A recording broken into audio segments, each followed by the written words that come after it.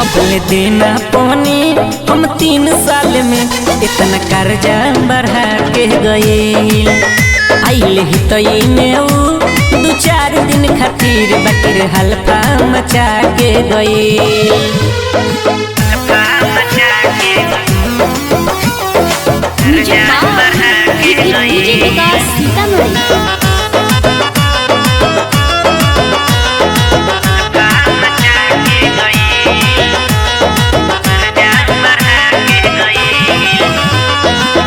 देख में रहे उ सुनर सुशील हो, क्षण भर में हमर तुर दिहली दिल हो। चैन नैन सब छीन के उगैली, काजन हमरा में कौन कमी पैली। रोग दिल के धरा के गई, नाही चुमो चिखा के गई। अगले देना पानी हम 3 साल में इतना कर्जा बढ़ा के गए। आइल ही तई में 2-4 दिन खातिर बाकी हल्फा मचा के गए।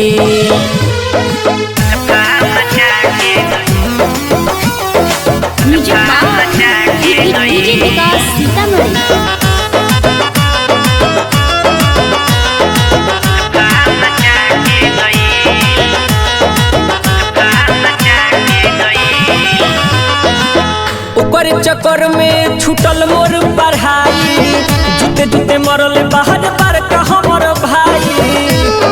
ए शुभम भाई भाई दिल के दर्द सुनो, अजय चंदेश्वर हम दर दर भटकी, उनके ही नमवा के रात दिन रोटी।